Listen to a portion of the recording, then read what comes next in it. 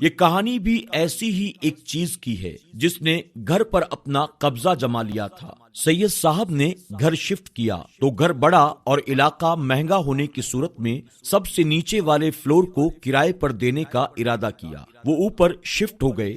گھر خوبصورت ہونے کے باوجود نیچے کا فلور کرائے پر نہیں گیا۔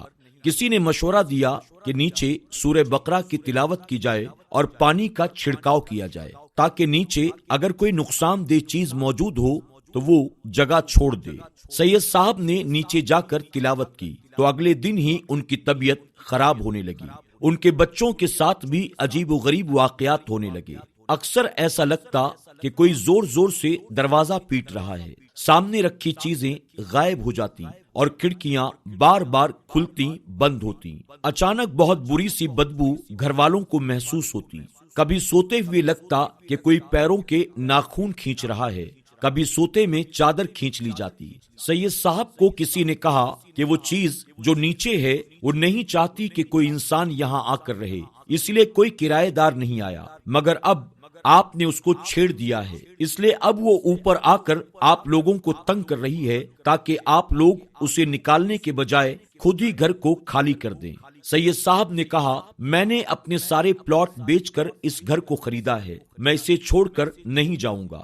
مشورہ کرنے پر کسی عالم دین نے کہا 40 دن تک اوپر والے کمرے میں سورہ بقرہ کی تلاوت کریں، اگر تلاوت نہ کر پائیں تو تیز آواز سے ریکارڈنگ چلا دینا، اور اگر ممکن ہو تو پڑے ہوئے پانی کا نیچے چھڑکاؤ کریں۔ سید صاحب نے پہلے دن تلاوت شروع کی تو رات میں انہیں لگا کہ جیسے کوئی عورت ان کے بستر پر آ کر بیٹھی ہو، پھر وہ کبھی دروازے بند ہونے کے باوجود بچوں کے کمرے میں جاتی دکھائی دیتی تو کبھی ان کے آس پاس رہتی۔ وہ دوسرے دن تلاوت نہ کر پائے تو انہوں نے تیز آواز میں ریکارڈنگ لگا دی۔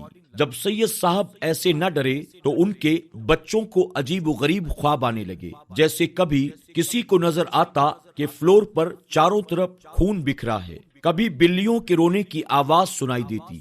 غرض وہ لوگ کسی نہ کسی طرح پریشان ہی رہتے، مگر وہ لوگ بہادری سے ان سب حالات کا مقابلہ کرتے رہے اور 40 دن مکمل کر لیے۔ پھر نیچے کے فلور پہ قرآن پاک کی تلاوت کا آغاز کیا گیا اور انہیں ایک ہفتے میں کرایہ دار بھی مل گیا، اور دھیرے دھیرے ان کی طبیعت بھی ٹھیک ہونے لگی۔ یقیناً شیطان سے بڑا کلام الہی ہے، بدی سے بڑھ کر اچھائی کی طاقت ہوتی ہے۔ قرآن پاک کی تلاوت کی وجہ سے وہ چیز جو لوگوں کو وہاں سے بھگانا چاہتی تھی آج وہ خود بھاگ گئی۔